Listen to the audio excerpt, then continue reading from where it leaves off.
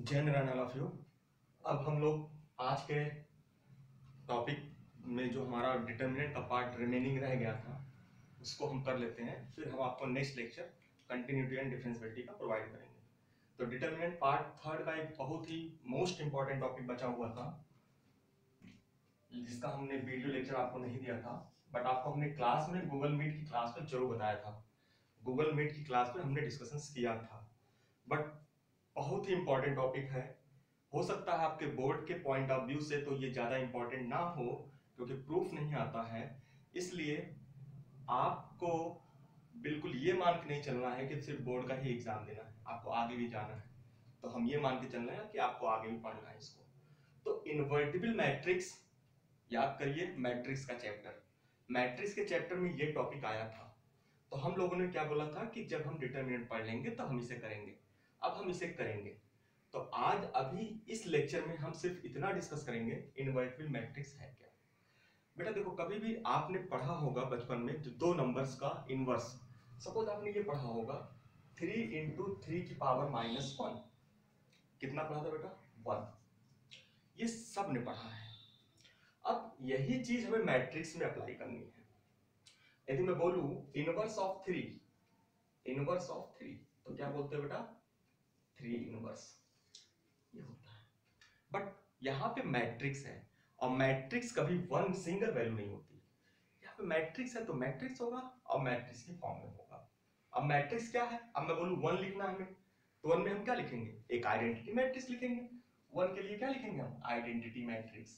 तो ये चीजें हम यहाँ पे डिस्कस करेंगे बेटा। अब सिंपल सा, यदि ये लॉजिक्स आपको समझ में आ गया है तो इस मैट्रिक्स में कुछ भी नहीं बचा। 3 × 3 इनवर्स इक्वल टू 1, इतना ही लॉजिक होता है यहाँ पे। अब सपोज मैंने बोल दिया इन्वर्टिबल मैट्रिक्स फाइंड आउट करो। किसी भी मैट्रिक्स का इन्वर्टिबल मैट्रिक्स है या नहीं है पहले ये पता करो। यदि वो इन्वर्टिबल है तो इनवर्स फाइंड आउट करो, क्योंकि पहला काम तो हमें ये चेक करना होगा कि उस मैट्रिक्स का इन्वर्टिबल मैट्रिक्स एग्जिस्ट करेगा कि नहीं करेगा। अब ये बोलो कैसे होगा? तो बेटा ये आपको करने के लिए कम से कम दो मैट्रिक्स ही होगा, ए और बी।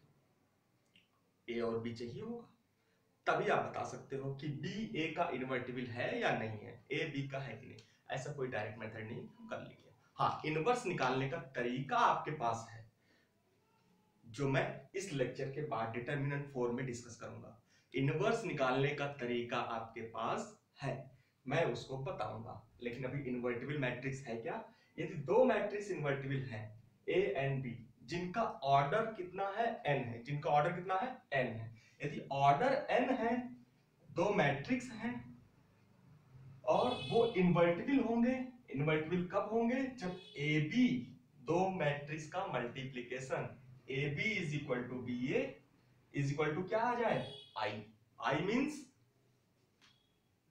1 मीन्स आइडेंटिटी मैट्रिक्स, क्योंकि मैट्रिक्स है तो identity matrix of same order. अब ये मत सोचना कि इसका कुछ नहीं हो भाई, ये हमेशा आपको इतना दिमाग में रखना है। एन ऑर्डर सेम होगा, सभी स्क्वायर मैट्रिक्स होंगे, ऑर्डर आपका सेम होगा। एन क्रॉस एन की मैट्रिक्स है, एम क्रॉस एन की मैट्रिक्स है। ये सब केवल स्क्वायर मैट्रिक्स में ही होंगे। ये सब किस में होंगे? केवल स्क्वायर मैट्रिक्स में। ध्यान रखना, बहुत अच्छे बेसिक्स हैं इसके अंदर। इसी बेसिक्स का यूज करके आप हर साल आपके नंबर्स तो आ जाते हैं, लेकिन आप क्वेश्चंस नहीं कर पाते हो अच्छे एग्जाम में। तो पहली चीज invertible matrix, square matrix. Square matrix होगा और उसका ऑर्डर कितना है? एन। एन है, दोनों इन्वर्टिबल है तो क्या होंगे? A B is equal to B A. अब आपको पता है इन मैट्रिक्स मल्टीप्लीकेशन में, मैट्रिक्स मल्टीप्लीकेशन में A B is not equal to B A for all के लिए नहीं होता, ये आपको पता है। लेकिन लेकिन जब ये A B is equal to B A होगा तो इज इक्वल टू आई होगा। A B is equal to B A होगा तो आई होगा। आई होगा तो क्या होगा? हम क्या बोल सकते हैं?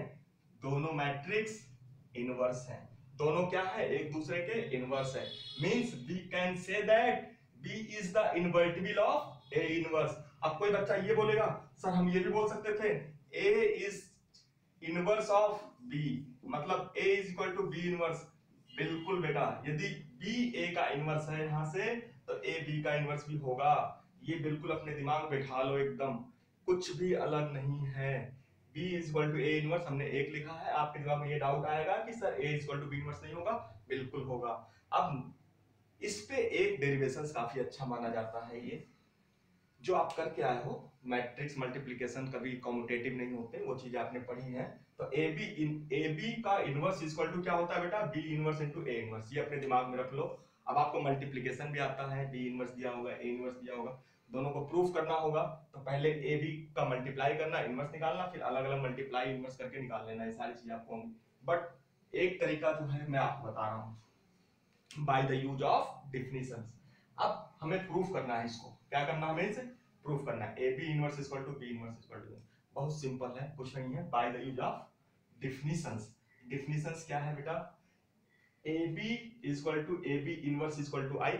कैसे, देखो बेटा, यदि आप इन दोनों को कंबाइन करोगे तो क्या लिख सकते हो, इन दोनों से आप ये नहीं लिख सकते हो a into A inverse is equal to I, लिख सकते हो कि नहीं लिख सकते हो, b into B inverse is equal to I, लिख सकते हो कि नहीं लिख सकते, बिल्कुल लिख सकते हो। तो हमने इस प्रॉपर्टी का यूज किया। अब बोलोगे सर ए बी क्या है, ए बी एक मैट्रिक्स ही तो होगा, मान लो सी है, मान लो थोड़ी देर के लिए क्या है ये सी इनवर्स, तो मींस यदि हमने इसको C मान लिया तो C इनवर्स, अब C इनवर्स में किससे मल्टीप्लाई करें, I हो जाए C से, तो C into C inverse equal to I, या AB into AB inverse equal to I। बस इतना दिमाग में रखना, ये तो मैट्रिक्स मान लो बेटा, ये C है, ये C इनवर्स है, ये C है, ये C इनवर्स है, तो C into C inverse, identity matrix. अब क्या करना है, सिर्फ प्री मल्टीप्लिकेशन करके आपका काम खत्म करना है। तो सबसे पहले किससे मल्टीप्लाई करोगे बेटा, देखो A पहले है तो किससे मल्टीप्लाई करोगे, pre multiplied by A inverse in above, मतलब ए इनवर्स से पहले मल्टीप्लाई करना। देखो A inverse A B inverse equal to A inverse into I. अब आपको पता है आई में भी कुछ भी मल्टीप्लाई करते हो तो आई गायब हो जाता है, ए आई इक्वल टू ए लिख सकते हो, सबको पता होना चाहिए। तो A inverse I equal to A inverse, उसके बाद इन दोनों को कंबाइन कर लो, A inverse into A, associative property से मैट्रिक्स एसोसिएटिव प्रॉपर्टी होल्ड करती है, तो ए इनवर्स इनटू ए क्या हो जाएगा बेटा, आई हो जाएगा, बचेगा क्या I B into A B inverse equal to A inverse. इतना समझ में आ गया सबको। अब आई इंटू बी हो जाएगा, A B inverse equal to A inverse. अब आपको क्या करना है, प्री मल्टीप्लाई करना है, फिर से किससे करोगे, बी इनवर्स से, बी इनवर्स से प्री मल्टीप्लाई किया आपने तो B inverse into B I हो गया बेटा, फिर ए बी इनवर्स, क्लियर। ये बेटा मैं दोबारा बता रहा हूँ, इसको समझ लेना, गूगल मीट में मैंने बता दिया है। क्यों बता रहा हूँ, क्योंकि मुझे इसकी इंपॉर्टेंस पता है, ये आपका पीछा नहीं छोड़ेगा, यदि मैट्रिक्स से कुछ आएगा तो यही आएगा, ये ध्यान रखना। बोर्ड के पॉइंट ऑफ व्यू से हो सकता है ऑब्जेक्टिव में आ जाए, बट इसका इंपॉर्टेंस बहुत ज्यादा है, इस पे ध्यान रखना। अब फटाफट A B inverse equal to B inverse A inverse आ गया बेटा, इस चीज को आप अपने दिमाग में बैठा लेना, इतना बैठा लेना।